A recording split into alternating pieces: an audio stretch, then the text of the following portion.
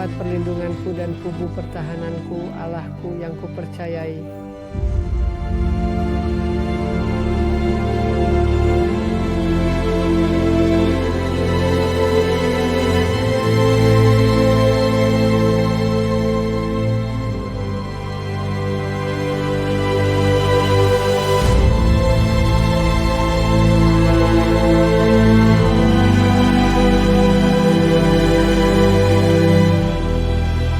Perlu takut akan masa depan, kecuali jika kita melupakan jalan yang telah Tuhan tunjukkan kepada kita dan pengajarannya di dalam sejarah masa lalu kita.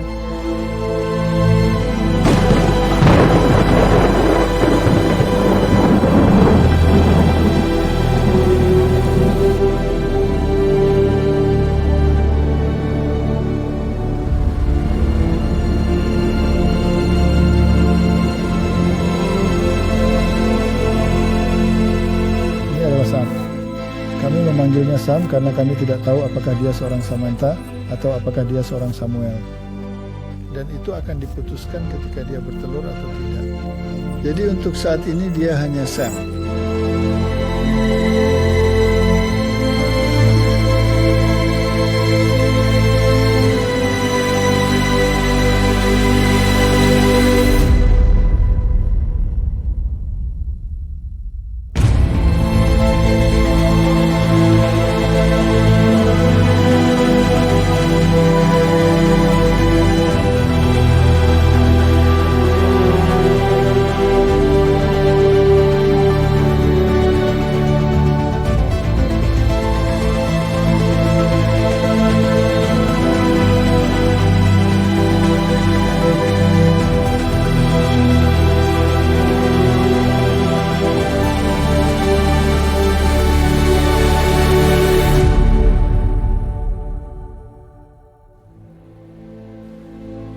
Jadi ketika imam ini di sana, ayah saya sudah meninggal, ingat?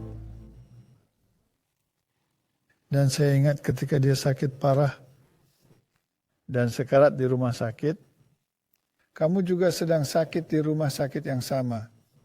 Jadi saya berlari di antara engkau dan ayahku, dan kemudian ayah saya meninggal.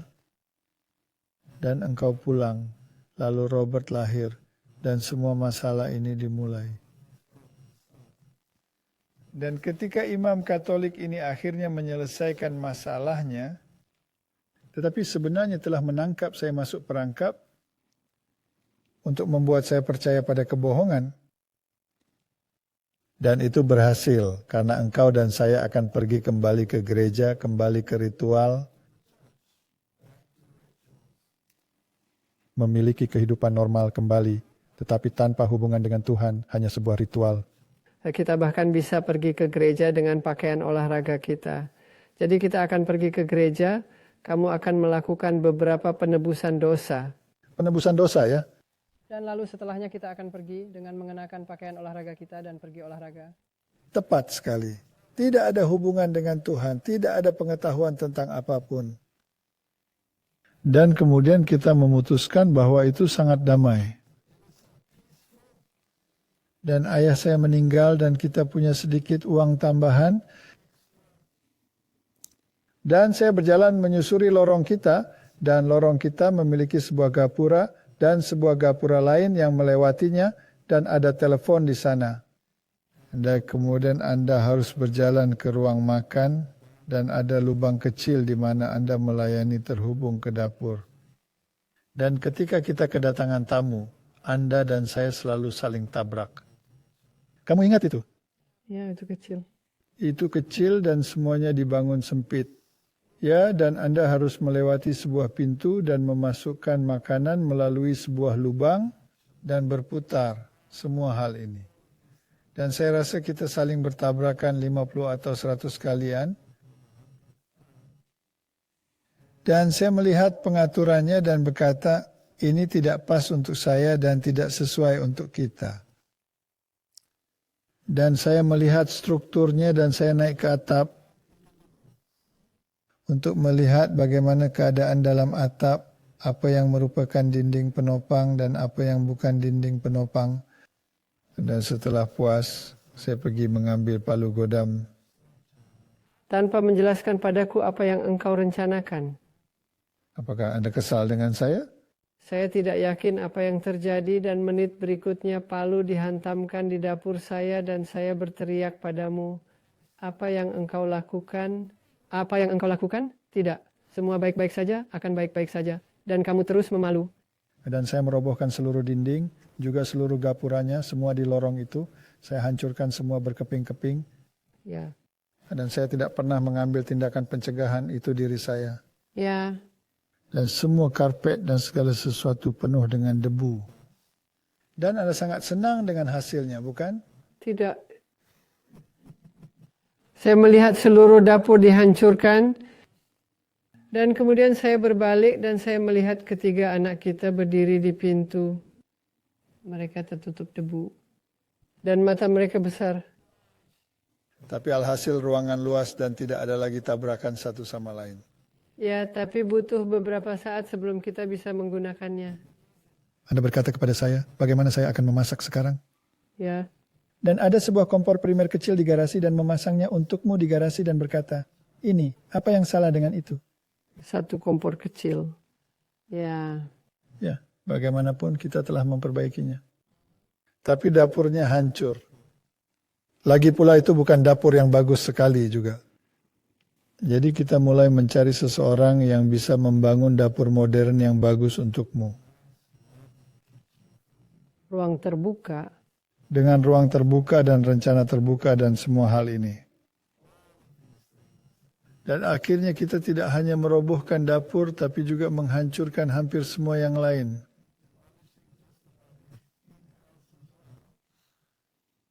Dan ternyata hasil akhirnya cukup bagus, bukan? Tapi kemudian tukang kayu ini datang dan dia orang Jerman. Dan ketika dia masuk, dia berkata kepada saya hanya ingin memberitahu bahwa saya berjalan bersama Yesus. Itu adalah tanda bahaya. Itu tanda bahaya bagi saya sebagai seorang ateis. Tapi saya memiliki dikotomi ini karena Anda pergi ke gereja? Saya pergi ke gereja, tetapi saya seorang ateis. Bagaimana Anda melakukannya? Lalu saya membentak dia. Dan saya berkata kepadanya, Anda berjalan dengan Yesus, saya hanya ingin dapur. Dan dia menerima pesan itu, tapi dia orang keras kepala. Dia memberimu? Pamflet. Pamflet? Ya. Dan saya melihat hal ini dan saya tidak ingin bersikap kasar karena saya sudah merasa malu karena sudah bersikap kasar. Jadi saya mengambilnya dan saya taruh di laci. Dan dia memperbaiki dapur. Dan selama 1 tahun kira-kira pamflet itu tetap berada di dalam laci, tidak tersentuh selama 1 tahun penuh. Hanya menunjukkan ke Anda barang di laci. Anda tidak benar-benar menggeledahnya lagi, kan? Jadi mungkin Anda harus menyingkirkan semua yang mengganggu Anda. Untung kita tidak lakukan. Tidak, kita tidak melakukannya. Dan kemudian saya memberikan kuliah tentang evolusi kepada para mahasiswa. Itu kelas kedokteran, sekitar 400 mahasiswa. Dan saya menjelaskan evolusi ginjal. Dan wanita muda ini mengangkat tangannya dan berkata, permisi Dr. Faith. Saya tidak percaya sepatah kata pun yang engkau katakan. Saya percaya bahwa Tuhan yang menciptakan. Tidak ada yang namanya evolusi. Dan saya mempermalukannya sampai menangis. Saya mengusirnya dari planet ini. Banyak kegembiraan dari murid-murid lain yang menertawakannya. Saya tidak tahu. Mereka menertawakan dan mengejeknya juga. Kadang-kadang ini medan yang sangat sulit. Hanya sebagai informasi. Wanita muda itu menghubungi kita bertahun-tahun kemudian. Dan dia bilang dia adalah gadis yang duduk di kelasmu. Dan dia mengirimi kita sebuah foto. Nah, dan dia mengirimi kita foto. Dan dia berkata bahwa dia tidak percaya bahwa saya telah menjadi orang percaya. Ya, sungguh menarik. Namun demikian, karena saya telah melakukan itu, hati nurani saya mengganggu saya. Dan hal itu menggangguku sampai pada titik di mana saya harus menyingkirkan perasaan bersalah ini. Dan saya ingat, ya, engkau tahu. Gereja Katolik bisa mengusir setan. Mereka dapat mengusir rasa bersalah juga. Yang Anda lakukan cuma pergi dan mengakui Anda telah berbuat salah. Dan ada tongkat ajaib yang melambai-lambai di atas Anda dan rasa bersalah itu hilang. Jadi saya pergi ke gereja untuk mencari imam, untuk memberitahunya bahwa saya telah menjadi orang bodoh yang menyedihkan. Dan dia tidak ada di sana. Dia pergi berbelanja. Dan itu sungguh pengalaman yang menarik. Karena di sana dia sempat berbelanja dan saya duduk dengan perasaan bersalah yang harus disingkirkan. Ini sebuah dikotomi pemikiran. Di satu sisi, Anda ateis.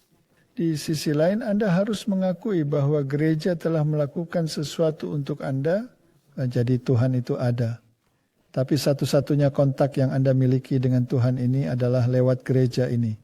Dan mereka berkata bahwa Anda harus mengakui dosa Anda kepada seorang imam. Jadi bagaimana jika imamnya sedang tidak di sana dan Anda tidak dapat mengakui dosa Anda? Dan bagaimana jika Anda keluar dan sebuah bus menabrak Anda sementara kamu belum mengakui dosamu? Maka jelaslah bahwa Anda berada dalam masalah di sisi lain jika ada dunia lain, kan? Ini semua sangat tidak masuk akal. Dan saya bertanya pada biarawati, di mana dia? Dan mereka bilang, dia pergi belanja, dia pulang sebentar lagi. Mengapa Anda tidak masuk, duduk di kapel dan menunggunya? Yang mana saya lakukan. Tapi saya sangat gelisah. Karena semuanya berkaitan dengan waktu. Saya orang yang sibuk. Saya tidak punya waktu untuk menunggu untuk dimaafkan.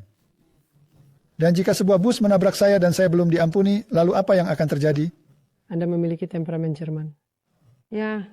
Bagaimana Anda hidup dengan temperamen Jerman saya selama ini? Saya telah belajar untuk melakukannya. Anda telah belajar melakukannya? Ya. Bagaimana Anda mengaturnya? Bagaimana saya mengaturnya? Ya. Jika saya masih dalam mode itu, saya harus mencari imam sepanjang waktu di mana saya membuat hidupmu sulit. Ya, ini tidak mudah karena ketidaksabaran itu sebenarnya menyakitkan orang lain. Benarkah? Ya, benar. Tidak meluangkan waktu untuk orang lain, Anda tahu. Tidak membantu siapapun untuk tidak sabar dengan diri mereka. Jadi apakah kesabaran Anda dengan saya memperbaiki situasi atau masih banyak yang perlu diperbaiki? Anda lebih baik, jauh lebih baik. Apa lebih baik? Ya. Tapi apa masih ada yang harus diperbaiki? Oh ya, masih ada.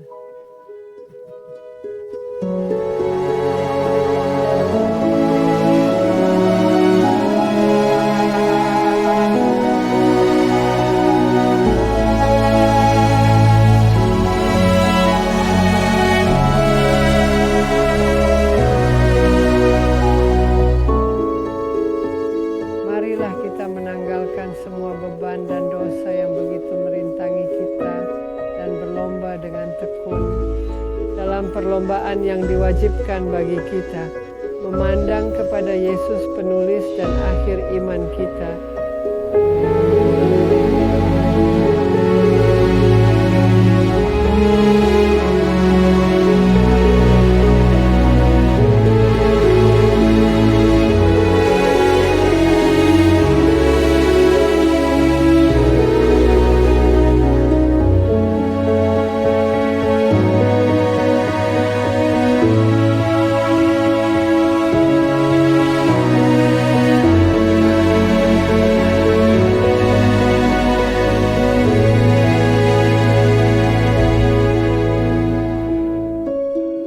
Saya duduk di kapel itu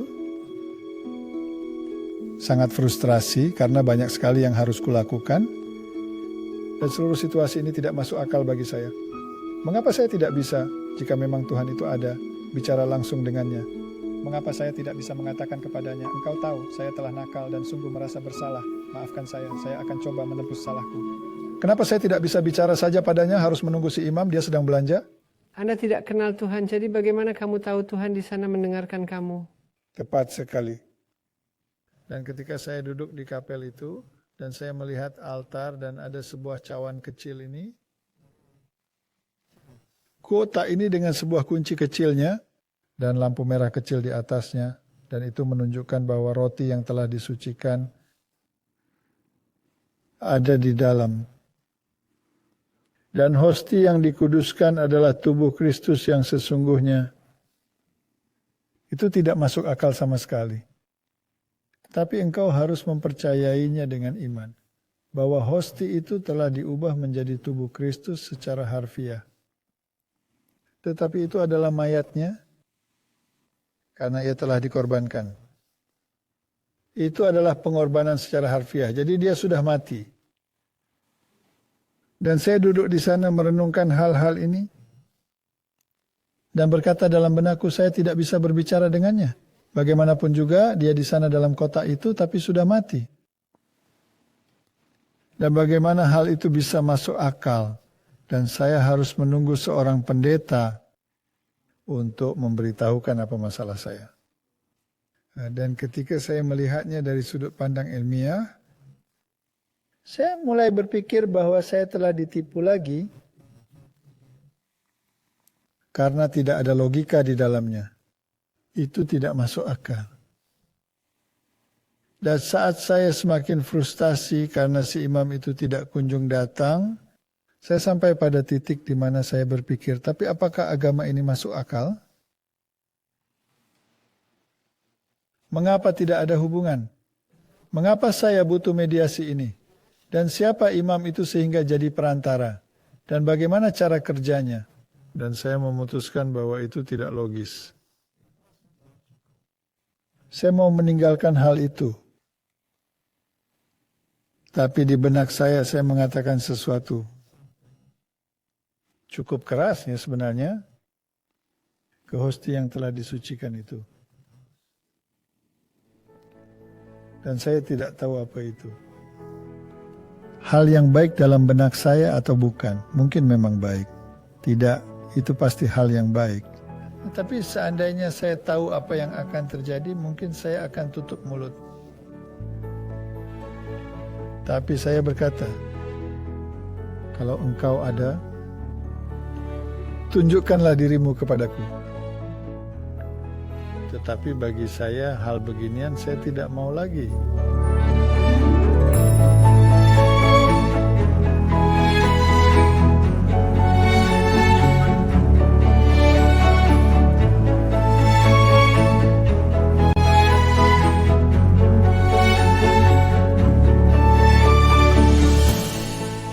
Pencobaan berat yang dilalui dengan kasih karunia Tuhan menumbuhkan ketabahan, kewaspadaan, kekuatan, dan kepercayaan yang mendalam serta kokoh dalam Tuhan adalah kemenangan iman Kristen yang memampukan para pengikutnya untuk menjalani penderitaan dan tetap kuat, untuk berserah dan dengan demikian untuk menaklukkan, untuk dibunuh sepanjang hari dan tetap hidup memikul salib, dan dengan demikian memenangkan mahkota kemuliaan.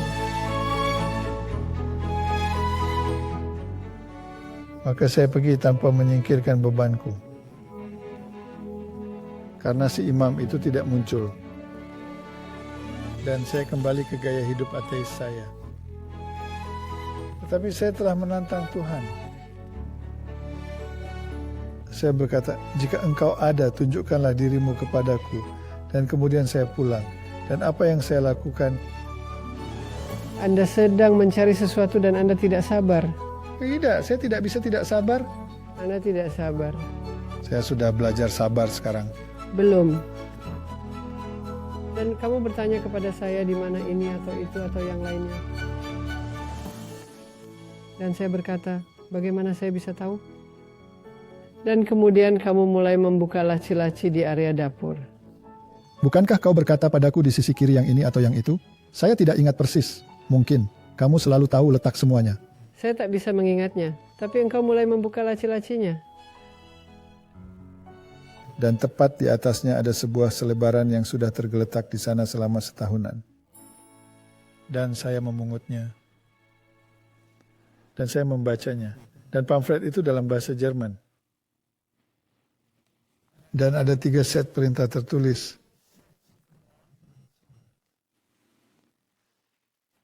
Dan 1 set adalah 10 perintah seperti yang ada di dalam Alkitab. Dan di sisi lainnya 10 perintah sebagaimana ada dalam Katekismus Katolik. Dan di sisi lainnya lagi 10 perintah sebagaimana terdapat dalam Gereja Lutheran. Dan kemudian dikatakan, Gereja Katolik Roma mengubah perintah-perintah Allah. Dan saya melihat ini dan berpikir ini sama sekali tidak masuk akal. Omong kosong apa ini? Dan saya memanggilmu. Dan saya berkata, lihat ini. Anda tahu hal aneh apa yang jarang saya alami sejak saat itu? Adalah ketika saya melihat pamflet dan saya melihat ada hal tentang mereka mengubahnya. Rasanya seperti ada sisik-sisik tanggal dari mata saya, seakan Roh Kudus menanamkan hal itu dalam pikiran saya. Tetapi saya tidak pernah merasakannya sekuat itu lagi. Pada saat itu saya tahu bahwa ini penting. Tapi kamu tidak tahu mengapa? Ya, saya tidak tahu mengapa, tapi saya tahu ini penting. Ada sesuatu yang penting tentang ini. Dan saya melihatnya dan saya berkata, ini tidak mungkin. Dan saya berkata kepadamu, apakah kita punya Alkitab? Dan kami tidak memiliki Alkitab. Lalu saya teringat Tante Kipi, yang telah meninggalkan seluruh warisannya untukku saat dia meninggal. Dalam sebuah kotak. Dan wanita malang yang hampir sepanjang hidupnya duduk di kursi roda. Dia sebenarnya adalah sahabat karib ibuku. Dia seorang gadis muda. Dan ibuku dan dia adalah sahabat karib. Dan suatu hari dia diserang di jalanan Cape Town. Dan seorang pria memukul kepalanya dengan papan. Dan dia berakhir lumpuh di kursi roda, tidak bisa berjalan atau bicara. Tangannya lumpuh. Dan dia tidak bisa berbicara. Dan dia biasa berkata, anak, saya tidak bisa bicara. Dan dia menjadi sangat frustrasi, karena dia tidak bisa mengatakan apa yang ingin dia katakan. Dan engkau harus menebak apa yang dia katakan, dan ayahku selalu menjemputnya di rumah untuk memberinya sedikit kesan lingkungan rumah, lalu mengantarnya balik rumah. Dan saat dia meninggal, kita ambil alih. Ingat?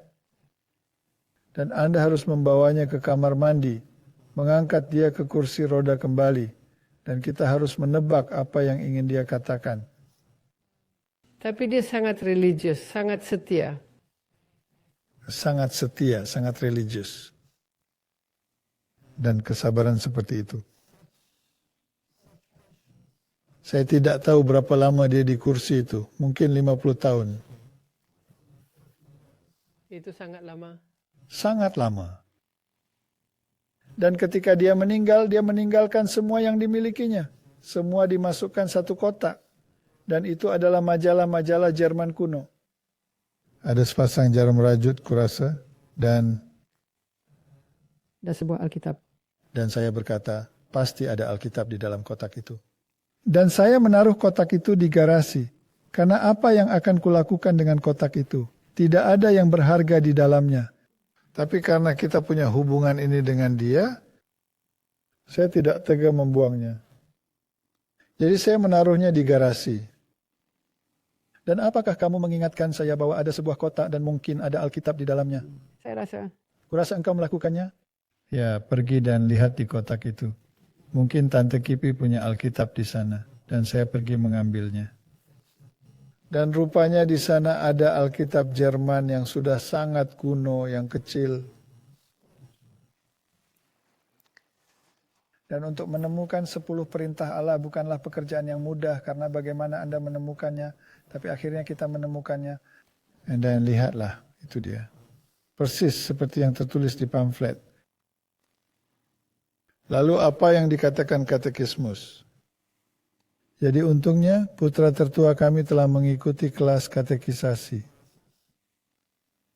Dan sebuah buku katekismus ada di raknya. Jadi kita mengambilnya, melihatnya. Dan ternyata persis seperti yang tertulis di pamflet. Kita tidak punya yang Lutheran, tapi itu sudah cukup. Apa yang terjadi? Dan saya menelepon tukang kayu itu setahun setelahnya.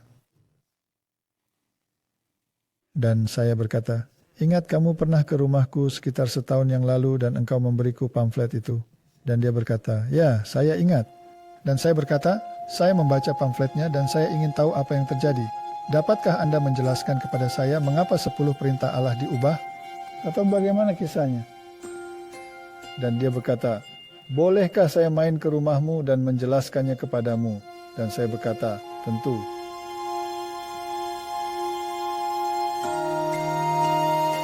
Ingatlah dan kuduskanlah hari Sabat. 6 hari lamanya engkau akan bekerja dan melakukan segala pekerjaanmu.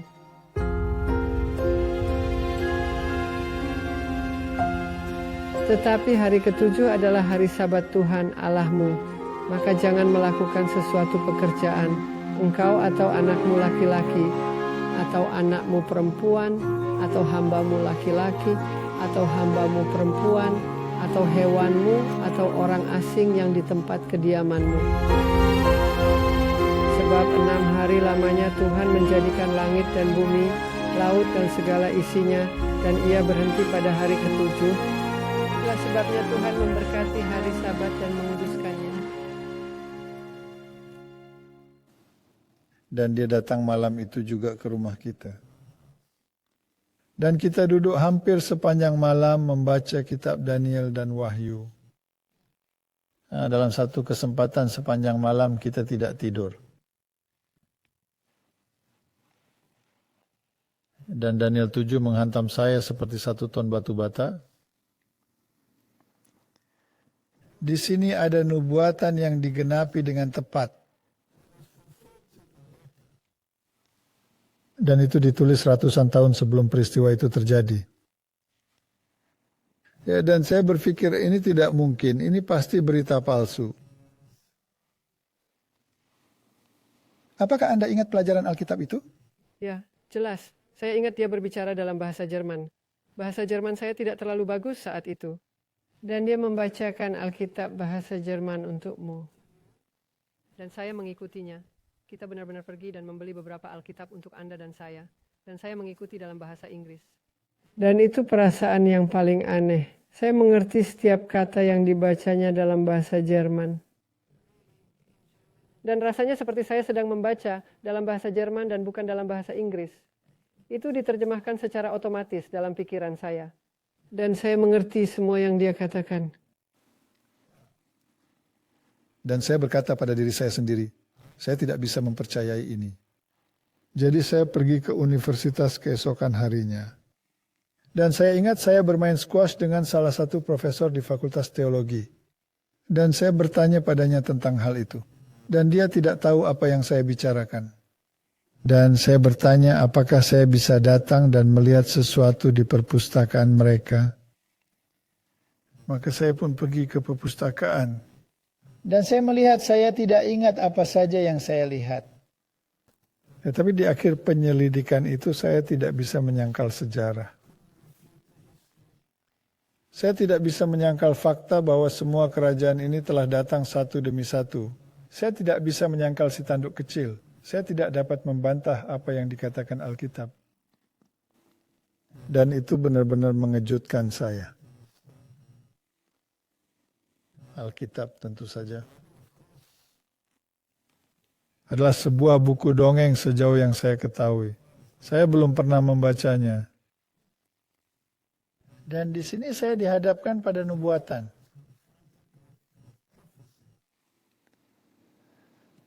Dan lebih sulit bagi saya daripada Anda untuk menerimanya, bukan? Engkau menerimanya lebih mudah daripada saya. Tuhan mengatakannya, saya mempercayainya. Itu sangat mudah. Ya, tapi saya tidak bisa. Tapi kau tak bisa. Tidak. Saya harus mencari tahu terlebih dahulu apa itu benar, apa saya ditipu, apa saya dibohongi, apakah ini tipuan lain dalam hidup saya. Dan kemudian saya berkata kepadanya pada salah satu kunjungan berikutnya, saya berkata kepadanya, tetapi jika hal ini benar dalam Alkitab dan nubuat ini tidak dapat disangkal, saya tidak dapat menyangkalnya. Lalu bagaimana dengan omong kosong tentang kitab Kejadian ini? Maksud saya seorang yang percaya evolusi, bukan? Dan saya berbicara kepadanya tentang evolusi. Dan dia mencoba meyakinkan saya bahwa Tuhan menciptakan dunia dalam 6 hari. Dapatkah Anda mengingat bagaimana saya memperlakukannya? Engkau memperlakukannya dengan buruk. Apa yang saya katakan saya tidak ingat? Oh, itu omong kosong. Bagaimana saya bisa mempercayainya? Dan kemudian dia kembali keesokan harinya dengan setumpuk buku. Dan dia memberikannya kepadamu. Dan kamu membacanya dalam waktu seminggu. Dan mengembalikannya kepadanya dan mengatakan kepadanya apa? Kamu katakan itu omong kosong sekali. Saya belum pernah membaca tumpukan dan sampah seperti itu sepanjang hidup saya. Orang yang malang. Orang yang malang, tapi apa yang dia lakukan? Dia balik bawa lebih banyak buku. Dia kembali dengan lebih banyak buku. Dan saya membaca buku-buku itu. Dan saya berkata kepadanya, saya tidak percaya ini, penuh omong kosong. Ada orang yang percaya penciptaan di universitas kami. Dan kami suka mengejek mereka. Karena mereka sama sekali tidak mengerti tentang evolusi. Tapi kamu lihat masalahnya adalah bahwa semua gereja sebenarnya percaya pada evolusi. Jadi tidak masalah bagi mereka untuk memiliki Tuhan. Tapi mereka masih percaya bahwa evolusi telah terjadi. Tetapi Anda lihat, jika Anda percaya evolusi, maka Anda meniadakan seluruh rencana keselamatan. Tapi masalahnya sekarang orang ini menghadapkan kamu pada sesuatu yang baru. Tiba-tiba ini adalah 6 hari penciptaan. Dan dalam pikiran Anda, gereja Katolik tidak percaya pada penciptaan 6 hari? Tidak, saya sebenarnya sudah menanyakan ini ke imam itu setahun sebelumnya saat saya masuk gereja. Saya tanya, bagaimana pendapatmu akan evolusi? Ia jawab, itu fakta. Baiklah ya. Dan gereja reformasi Belanda mengatakan tidak, kami percaya pada evolusi. Jadi bagimu ini sebuah konsep baru. Ya, Bagaimana? baiklah. Jadi rencana keselamatan dan evolusi tidak dapat dipisahkan. Karena menurut Alkitab, kematian datang dalam dunia sebagai akibat dosa. Jadi manusia sudah ada di sana. Dan menurut evolusi, kematian menuntun pada kelangsungan hidup bagi yang terkuat. Dan akhirnya Anda menjadi seperti apa Anda sampai pada tahap hominid. Jadi kematian adalah sarana untuk berevolusi menjadi makhluk yang lebih unggul. Padahal Alkitab mengatakan hal yang sebaliknya. Makhluk yang lebih tinggi ada di sana dan kematian adalah konsekuensi dari dosa. Dan di manakah letak seorang juru selamat? Yaitu menaklukkan maut. Itulah sarana yang membawa Anda pada awalnya. Itu tidak masuk akal secara logika. Jadi entah evolusi yang benar atau Alkitab yang benar, tetapi keduanya tidak mungkin benar. Jadi saya berkata kepada orang itu, saya tidak percaya pada kisah penciptaan. Saya seorang evolusionis, saya ilmuwan di dunia ini. Dan saya menguliahi dia dengan ilmu pengetahuan. Dan berkata kepadanya, segala sesuatu berusia jutaan tahun. Dan ini semua adalah fakta ilmiah. Sama seperti yang dikatakan oleh Richard Dawkins hari ini. Dan dia kehilangan ketenangannya denganku. Dan kemudian dia berkata kepada saya, baiklah, saya tidak punya masalah dengan evolusi. Kamu yang bermasalah dengan evolusi. Jadi selesaikanlah. Itu tantangan bagus. Itu tantangan bagus. Dan pergilah dia dengan buku-bukunya. Dan saya marah karena semua ini tidak masuk akal bagiku. Tapi engkau cukup bahagia. Ya, saya tidak. Anda tidak memiliki masalah itu. Tidak, saya tidak punya masalah itu. Jadi saya kembali ke universitas dan saya berkata, jadi bagaimana sekarang? Bagaimana saya akan menyelesaikan masalah ini? Dan kemudian saya melupakannya. Dan kemudian saya harus memberi kuliah tentang genetika. Sekali lagi, untuk para mahasiswa kedokteran, saya harus memberikan mata kuliah genetika. Dan saat saya sedang mempelajari pelajaran saya sehingga saya bisa mempresentasikannya kepada para mahasiswa, saya untuk pertama kalinya mulai berpikir tentang genetika dan evolusi. Karena seleksi alam tidak bekerja pada tingkat gen. Seleksi alam hanya bekerja pada tingkat fenotype. Sekarang ada banyak pelajaran tentang itu yang orang-orang bisa tonton. Tapi saya mulai berpikir tentang bagaimana hal ini bisa terjadi. Dan sebuah suara kecil berbisik dalam pikiran saya. Nah, kemudian saya juga mengajar mata kuliah filogeni dan evolusi.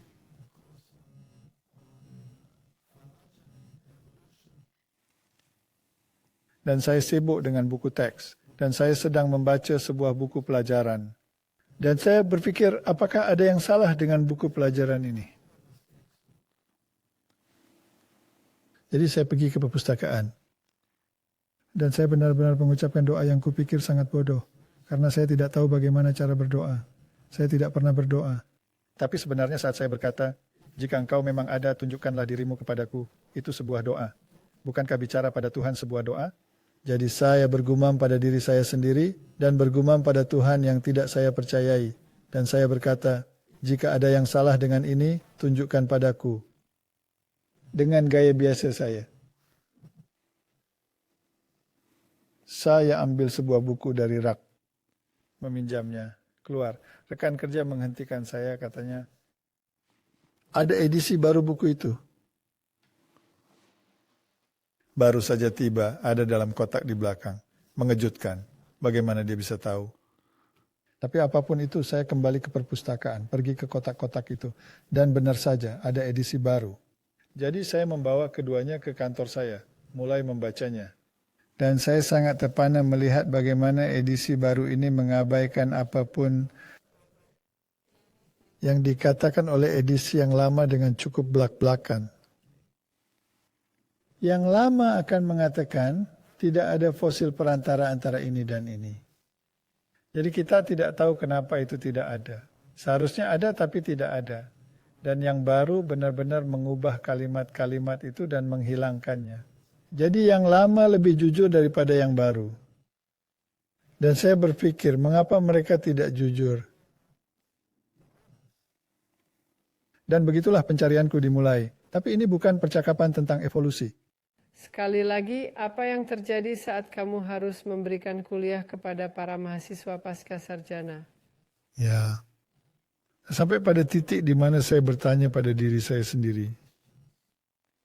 Kami benar-benar melakukan serangkaian pertanyaan-pertanyaan itu. Ada di YouTube. Saat saya mengingatnya, yang mengganggu saya ialah apa yang jadi kendala dalam teori evolusi. Dan ketika saya presentasikan 10 pertanyaan tersebut kepada para siswa, hanya pertanyaan-pertanyaan itu sendiri. Karena beberapa dari antaranya hampir tidak dapat dijawab.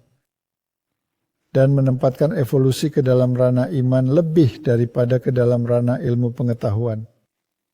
Rekan-rekan saya itu sangat marah. Ingat bagaimana saya kembali dan saya terkejut bahwa salah satu dari mereka benar-benar berbusa di mulutnya karena marah. Jadi kenapa mereka marah? Nah, itulah pertanyaan penting, pertanyaan yang sangat penting. Mengapa mereka marah?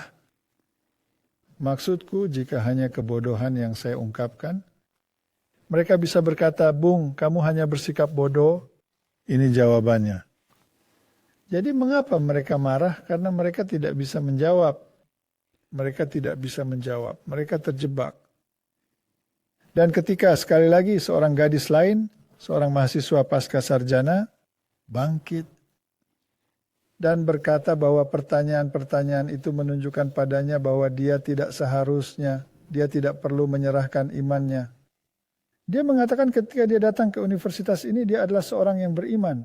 Dan sekarang dia adalah seorang ateis. Dan sekarang dia melihat bahwa dia telah ditipu, bahwa dia telah dibohongi. dirampok imannya. Dirampok imannya. Saat itulah mereka menjadi marah karena tidak bisa menjawab. Dan hal itu membuka babak baru dalam hidup kita. Karena pada akhirnya, dari semenjak awal, dari benih kecil itu, sebuah babak baru terbuka. Dan seluruh kepercayaan Alkitab yang tadinya diperdebatkan, sekarang menjadi pengalaman yang benar-benar baru.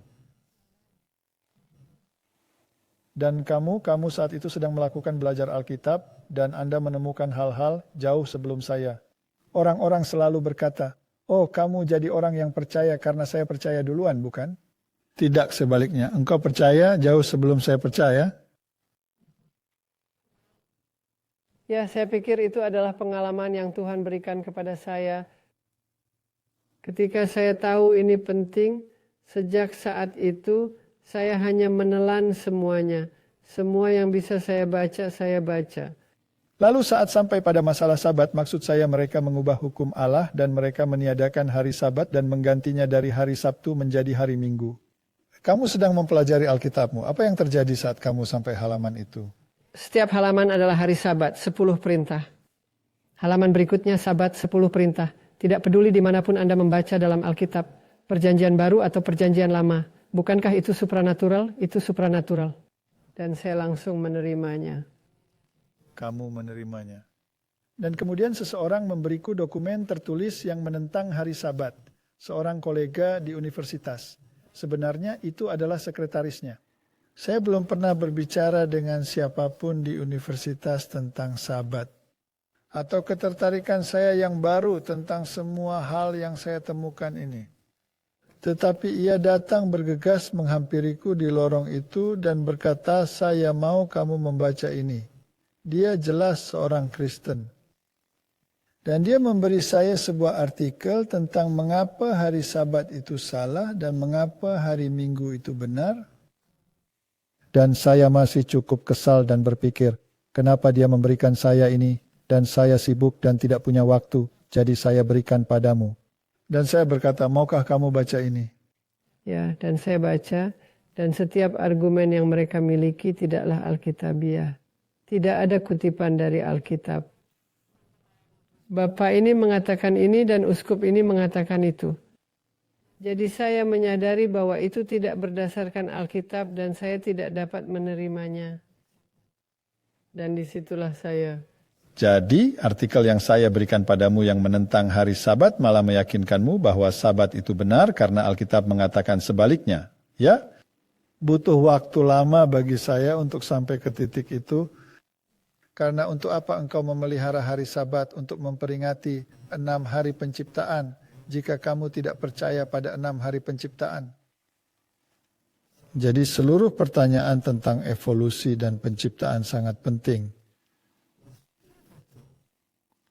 Karena begitu saya memahaminya dan begitu saya telah melakukan penelitian yang cukup untuk menyadari bahwa Alkitab mungkin saja masuk akal. Sampai pada titik itu Anda tidak bisa benar-benar mempercayai Alkitab. Jika Anda tidak dapat mempercayai kitab Kejadian, bagaimana Anda dapat mempercayai kitab Wahyu? Tentu saja. Tetapi kitab Wahyu memiliki sejarah yang telah dituliskan sebelumnya dan Daniel memiliki sejarah yang ditulis sebelumnya. Bagaimana Anda bisa menjelaskan hal itu? Sungguh jadi pertentangan dalam pikiran Anda. Dan saya harus memiliki fakta-fakta itu. Saya harus meluruskannya. Tetapi begitu Anda memahami bahwa Alkitab itu benar, maka petualangan pun dimulai.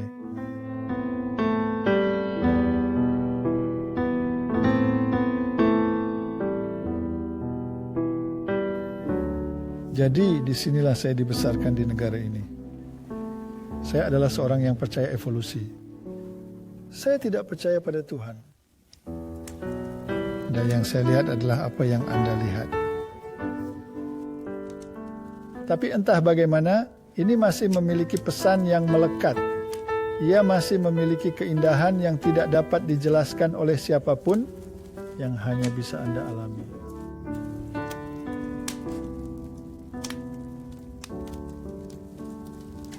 dan bahwa inilah secerca sisa umat yang ada dahulu. Jadi sesuatu terbangun dalam jiwa yang tidak akan pernah bisa dihargai oleh seorang ateis. Saya pernah punya kepercayaan bahwa Anda di sini, Anda mati, Anda tinggal sejarah. Tapi sekarang ada sesuatu yang lebih dari itu. Ada harapan akan sesuatu yang lebih besar, sesuatu yang lebih baik, sesuatu yang bahkan lebih indah dari ini. Dan dapatkah Anda membayangkan dengan suara-suara di sekitar Anda seperti apa rasanya? Pasti sangat luar biasa.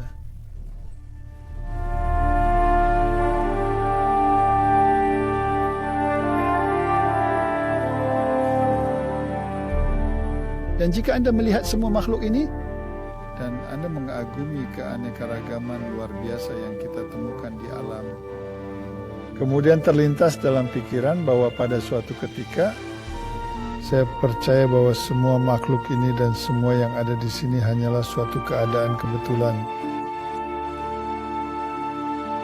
Sebagai seorang evolusionis yang berkomitmen selama bertahun-tahun mengajar teori evolusi di universitas, sulit bagi saya untuk berpikir seperti yang biasa saya pikirkan. Bagaimana Anda meyakinkan seorang evolusionis yang berkomitmen bahwa segala sesuatu yang kita lihat dan sentuh dan rasakan di sekitar kita bukan merupakan hasil kebetulan?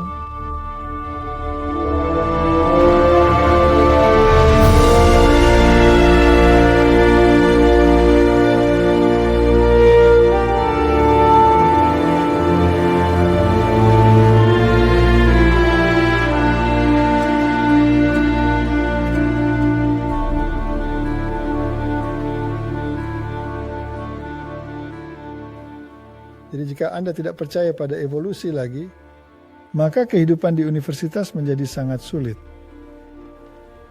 Maka saya mengundurkan diri. Ingat? Dan rektor memanggil saya. Ya, dan Anda masih harus pergi dan membeli setelan jas untuk menemui rektor. Karena saya tak punya jas. Dan dia mengajukan begitu banyak pertanyaan. Dan salah satu pertanyaannya adalah, apakah kebenaran itu? Siapa yang memiliki kebenaran? Pertanyaan yang sulit, terutama jika Anda tidak ingin memberitahunya. Apa yang ada dalam pikiran Anda? Karena pertama Anda masih sedikit ragu, Anda masih sedikit bingung. Dan bahkan sedikit malu untuk mengakui kebenaran. Tapi pada akhirnya, pada dasarnya saya katakan kepadanya, dan kita tanpa pekerjaan, maka kita memutuskan satu-satunya cara untuk bertahan hidup. Mungkin adalah dengan menjual apa yang kita miliki, membeli sebuah lahan pertanian, dan mencoba bertani. Saya pikir karir universitas saya sudah berakhir. Universitas sekuler mana yang mau menerima seseorang yang percaya pada penciptaan? Dan bagaimana perasaanmu tentang semua itu? Itu adalah gejolak besar bagi kita karena anak-anak baru saja mulai sekolah. Dan mereka baru saja beradaptasi dengan kehidupan sekolah. Dan sekarang tiba-tiba kami berpikir untuk membawa mereka pergi untuk ratusan kilometer jauhnya dan masuk ke dalam komunitas pertanian, di mana orang-orangnya tidak terlalu ramah terhadap orang asing. Ya, itu lingkungan yang sangat tidak bersahabat.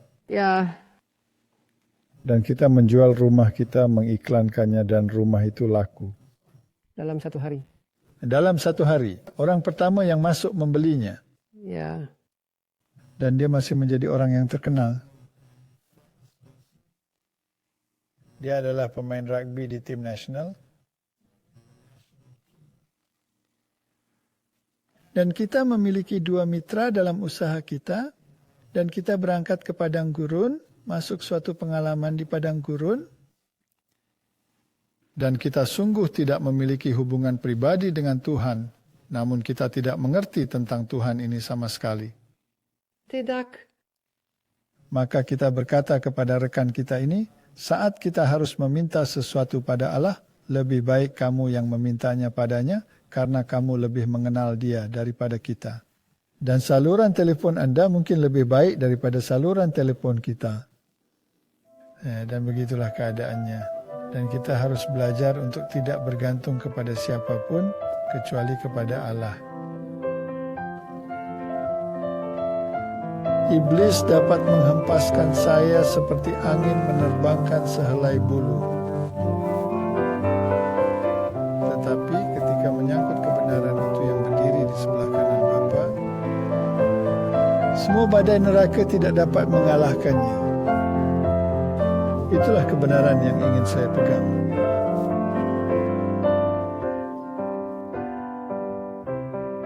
Allah adalah pencinta hal yang indah.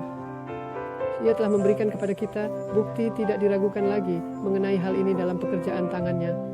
Ia menanam bagi nenek moyang kita yang pertama sebuah taman yang indah di Eden.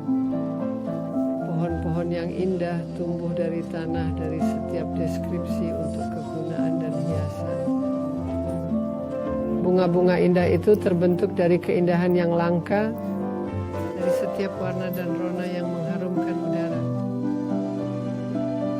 Kepada Adam diberikan tugas untuk mengurusi taman ini. Sang pencipta tahu bahwa Adam tidak akan bahagia tanpa pekerjaan. Rasanya seperti kombinasi melon dan mentimun. Jadi tidak terlalu bagus sebagai buah, tapi rasanya jauh lebih enak daripada mentimun, jadi cocok untuk salad. Keindahan taman itu membuatnya senang, tetapi ini tidak cukup. Dia harus bekerja keras untuk menggerakkan organ-organ tubuh yang luar biasa itu.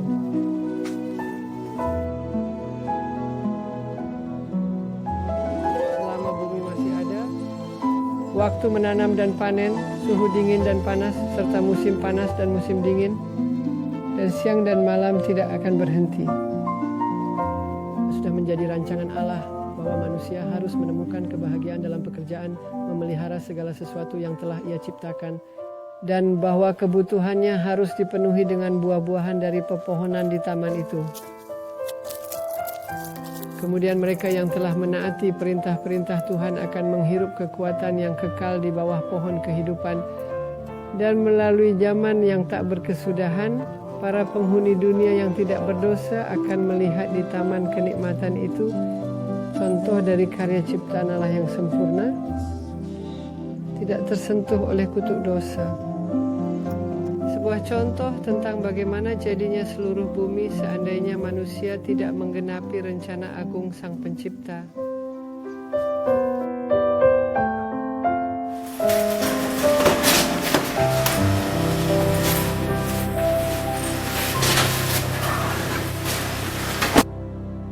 Jika Anda ingin keluar, maka saya kira Anda harus bekerja.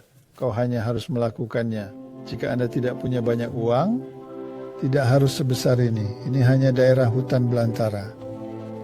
Yang saya suka dari daerah hutan belantara adalah tidak ada apa-apa. Dan Anda memiliki semua ruang di sekitar Anda. Anda dapat berteriak, ambil batu, lalu melemparnya sejauh mungkin, dan Anda tidak bisa melemparnya keluar daratan. Ini kerja keras. Dan saya punya 3 atau 4 tukang lokal yang tidak memenuhi kualifikasi membangun untuk membantu saya dengan pekerjaan bata. Banyak pekerjaan dalaman saya yang akan lakukan saat saya datang. Dan istri saya mengalami kecelakaan yang mengerikan ini dan tidak bisa bekerja sama sekali. Dia tidak bisa membantu sama sekali dalam pembangunan kecuali menata taman, mengkomando, tapi dia pakai tongkat. Dia tidak bisa melakukan apapun sendiri, karena selulosa juga memiliki struktur seperti ini, dan polaritas airnya seperti ini. Dan molekul berikutnya ditarik ke atas, dan yang berikutnya ditarik ke atas, dan air terus mengalir ke atas, aliran artesis ini. Tetapi setiap ketidakmurnian seperti logam berat, atau menjadi molekul yang lebih besar dari molekul air, dan tidak memiliki struktur polar, tidak akan bergerak naik bersamanya.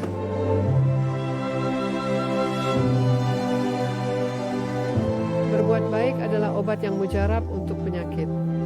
Mereka yang terlibat dalam pekerjaan diundang untuk berseru kepada Tuhan, dan Dia telah berjanji untuk menjawab mereka.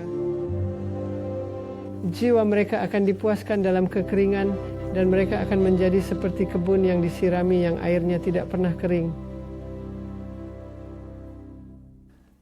Dan demikianlah Tuhan mengaturnya, itu dalam waktu yang sangat singkat, hanya beberapa bulan, melalui banyak cobaan dan keadaan, yang mana kamu tulis dalam buku ini, yang tidak perlu kita ulangi.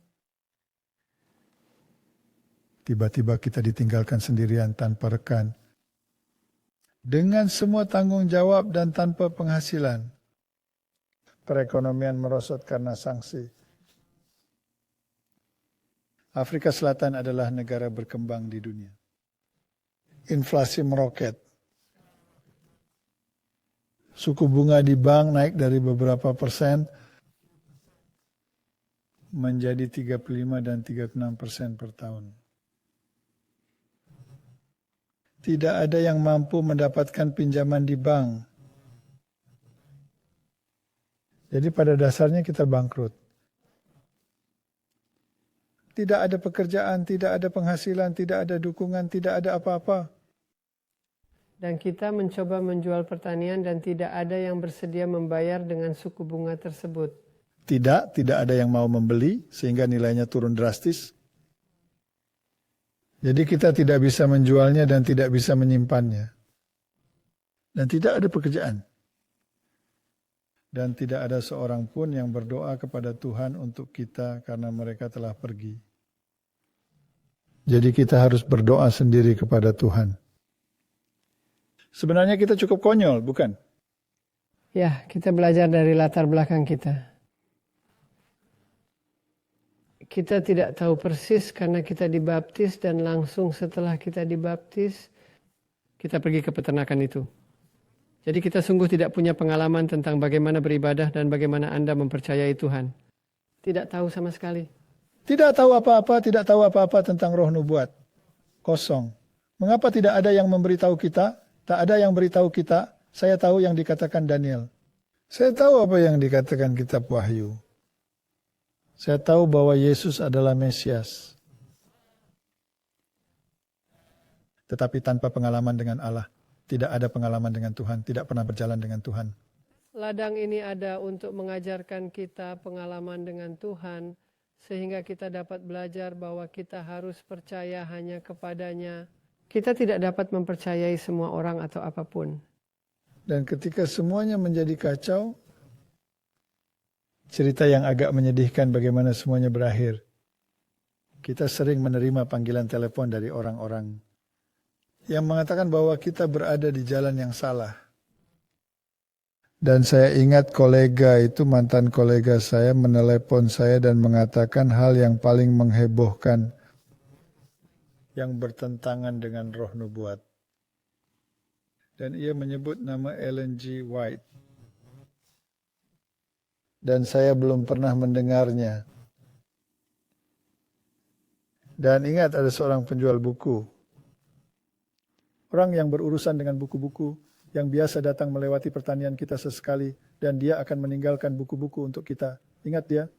Ya, dia orang yang manis bukan? Ya, dia mengingatkan saya pada François Duplessis, perawakan yang sama, tipe orang yang sama. Dan dia biasa meninggalkan buku.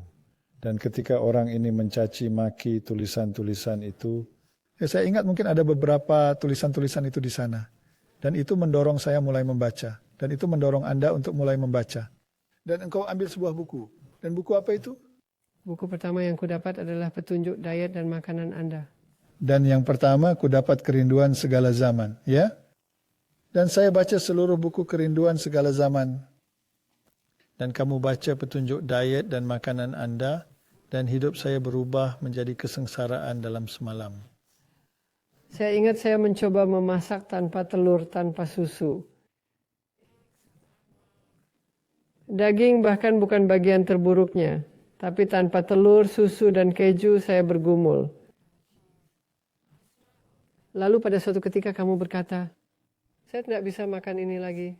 Mulai sekarang kita hanya makan roti, dan kita makan buah dan kacang-kacangan. sampai Anda menguasai keterampilan memasak dengan benar tanpa hal-hal itu. Dan itu yang kita lakukan setahun penuh. Kita makan buah-buahan, biji-bijian, dan roti. Dan beberapa sayuran. Tapi kita utamanya makan buah dan kacang-kacangan. Dan kita merasa lebih sehat dari sebelumnya. Kita sangat sehat saat itu. Dan setelah saya melakukan beberapa latihan, kita mulai memasak lagi. Ya. Karena Anda harus melatih kembali cita rasa mulut Anda. Ya. Tapi bagaimanapun juga, kita sungguh hancur, benar-benar bangkrut. Dan sekarang kita harus bicara pada Tuhan. Saya telah membaca kerinduan segala zaman. Saya tahu siapa Yesus sekarang. Dan saya selalu membandingkannya dengan Alkitab. Pada dasarnya kita melakukan pertualangan sendirian. Ya, tidak ada pengajar selain buku-buku itu. Ngomong-ngomong, buku-buku itulah pengajar terbaik yang mungkin bisa Anda miliki. Dan kemudian kita duduk pada suatu hari karena kita tidak punya uang lagi, tidak ada lagi makanan. Kosong. Tidak ada apapun di bank. Hutang besar yang tidak bisa kita bayar. Dan kamu dan saya, kita berlutut. Kita sangat tertekan, dan kita berdoa. Dan apa yang kita lakukan? Kita berkata kita akan menulis surat kepada Tuhan. Mungkin dia akan lebih mengerti jika kita menulis surat kepadanya. Jadi kita menuliskan semuanya. Kita tulis surat dan berkata, ya Tuhan. Dan kita menjelaskan kepadanya apa masalah kita. Pada dasarnya berkata kepadanya, kita telah sampai di ujung jalan. Tidak ada solusi sejauh yang bisa kita lihat. Saya sepenuhnya terdidik dalam apa yang biasa saya lakukan. Saya tidak bisa kembali ke universitas. Mereka tidak akan menerima saya. Jadi bagaimana kita akan bertahan hidup? Apa yang akan kita lakukan? Dan kita menulis surat itu dan menandatanganinya. Kamu tanda tangan dan saya menandatanganinya. Dan kita memasukkannya ke dalam amplop dan meletakkannya di atas meja. Lalu kita pergi tidur. Ya. Dan keesokan paginya kita ditelepon. Kamu dapat telepon. Dan itu dari seorang profesor dari sebuah universitas. Dan dia berkata kepadaku, apakah kamu masih bersedia untuk mengajar? Dan saya tidak bisa mempercayai yang saya dengar. Dan saya jawab, ya kenapa? Dan dia berkata, karena kita ada seseorang yang telah mengambil cuti selama setahun, cuti setahun penuh, dan kita perlu mengganti orang itu. Jadi apakah Anda bersedia melakukan itu? Dan saya berkata, ya, tapi Anda mungkin pernah mendengar tentang perubahan pandangan saya tentang evolusi. Dan dia berkata, saya hanya ingin kau mengajar fisiologi. Saya tidak peduli apa yang Anda percayai. Maukah kamu membantu kami selama setahun? Dan saya berkata, ya. Lalu dia mengatakan sesuatu yang membuat semangat saya kembali surut. Dia berkata, kita harus melewati beberapa komite. Dan rektor harus menyetujuinya. Dan saya akan menghubungimu lagi ketika itu selesai. Ini akan memakan waktu beberapa minggu. Dan kita berkata, yang terima kasih banyak Tuhan. Tapi dalam beberapa minggu kita mungkin sudah mati. Kita butuh pemasukan. Dan kita tinggalkan masalahnya di situ. Lalu sekitar 2 jam kemudian, dia menelpon lagi. Dan dia berkata, hal yang paling aneh terjadi. Dia bertemu dengan rektor universitas di lorong dan mengatakan bahwa ia ingin mendiskusikan masalah ini. Dan bisakah hal ini diajukan untuk didiskusikan?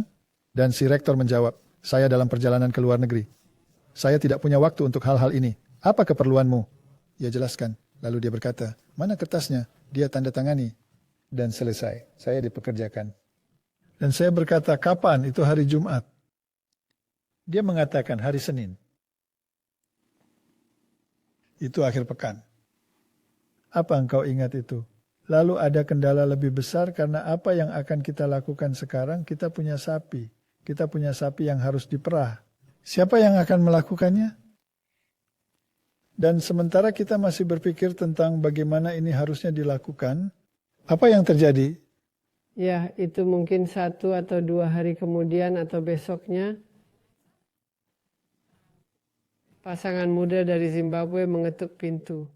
Dan mereka tiba-tiba berdiri di sana dan berkata, kami tahu kami belum memberitahu bahwa kami akan datang, tapi kami sungguh sangat membutuhkan tempat tinggal.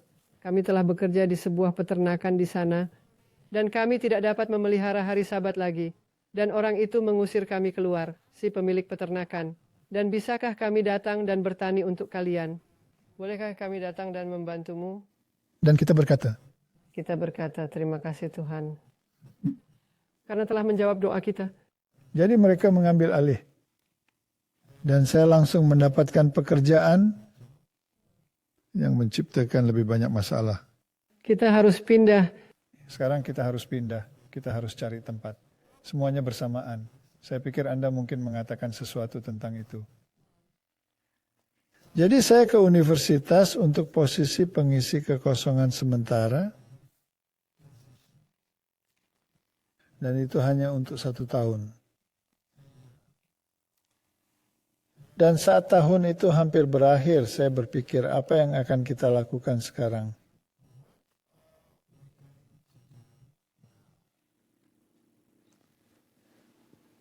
Dan kemudian sebelum waktu penggantian itu selesai, mereka memanggil saya dari universitas lain. Dan hal yang sama terjadi. Saya menggantikan seseorang. Dan ketika waktu itu berakhir, itu waktu yang sangat menarik karena saya memberikan banyak kuliah tentang penciptaan, evolusi, dan topik lain di universitas itu dan menyebabkan kekacauan total. Dan kemudian hal itu berakhir dan saya bertanya-tanya apa yang akan kita lakukan selanjutnya.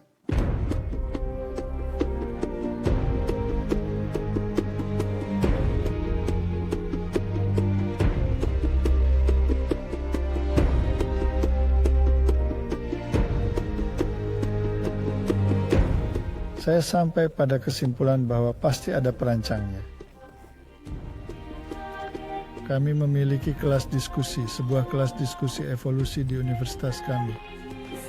Dan saya membuat daftar saat itu terdiri dari sekitar 10 pertanyaan yang tampaknya menimbulkan tantangan besar terhadap cara berpikir orang yang percaya evolusi secara umum. Dan saya mengajukan 10 pertanyaan ini satu demi satu di papan tulis dan hasilnya sangat fenomenal. Ada kemarahan besar. Ada rekan-rekan saya, kemarahan meluap yang akhirnya berkembang menjadi permusuhan dan kebencian yang terbuka. Dan itu mengejutkan saya bahwa teori evolusi bukan hanya masalah perdebatan ilmiah, itu sebuah agama.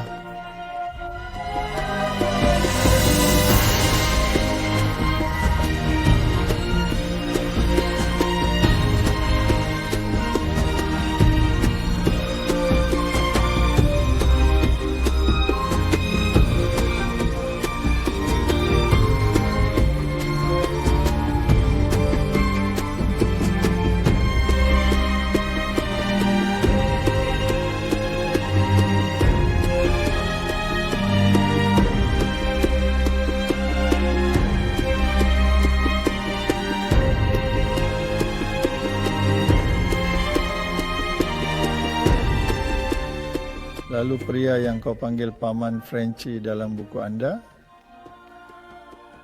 kembali ke dalam hubungan yang permanen. Dalam hal penginjilan. Dan selama 1 tahun penuh kami bekerja untuk conference bersama dengan dia. Dan kami melakukan seri KKR di seluruh provinsi Cape Town. Jadi kami melakukan KKR di Cape Town, kami melakukan KKR di Pau, kami melakukan KKR di seluruh tempat. Kami bahkan mengadakan KKR di gedung Opera Cape Town dan mengisinya beberapa kali. Sungguh suatu masa yang luar biasa. Dan dia mengajar kamu, dia adalah mentormu. Dan saya pikir jika dia tidak menarikmu ke dalam penginjilan, kamu mungkin tidak akan pernah melakukannya sendiri. Benar. Jadi Tuhan memakai dia untuk menarik kamu ke dalam dunia itu. Penginjilan. Maka penginjilan menjadi alamiah yang kedua. Dan kemudian ia dipindahkan. Dia dibawa ke distrik lain yang jauh sekali. Dan sekali lagi kita sendirian. Dan saya memulai seri KKR saya sendiri dengan seminar saya sendiri. Tapi kemudian tahun itu hanya untuk 1 tahun berakhir dan sekarang ada masalah. Di mana saya akan mencari pekerjaan? Apa yang akan saya lakukan? Dan saat itu berakhir, saya mendapat panggilan telepon lain lagi-lagi dari universitas yang pertama. Apakah saya bisa melamar sebuah pekerjaan yang sedang mereka iklankan? Dan profesor menelepon saya dan berkata kepada saya, itu milikmu.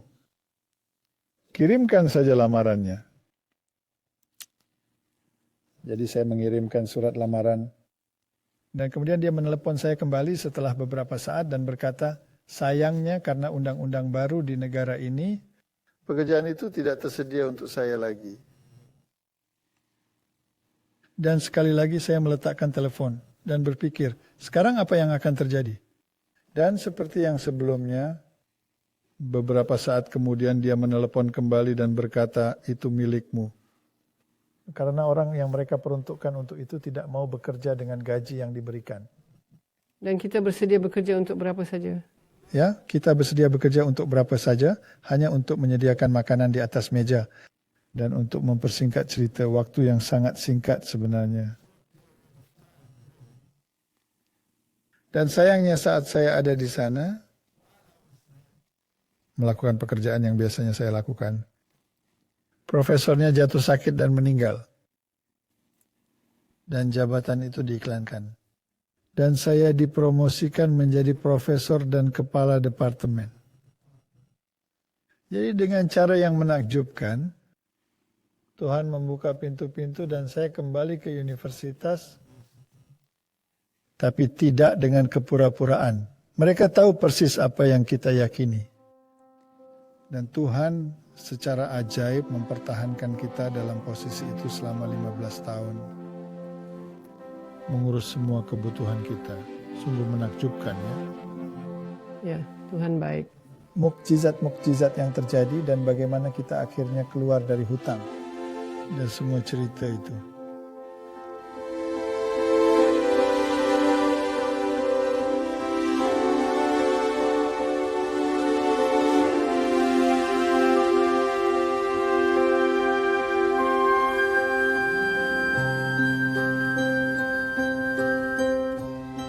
Di jalan yang menuju ke kota Allah, tidak ada kesulitan yang tidak dapat diatasi oleh mereka yang percaya kepadanya. Tidak ada bahaya yang tidak dapat mereka hindari. Tidak ada kesedihan, tidak ada keluhan, tidak ada kelemahan manusia yang tidak dia sediakan obatnya.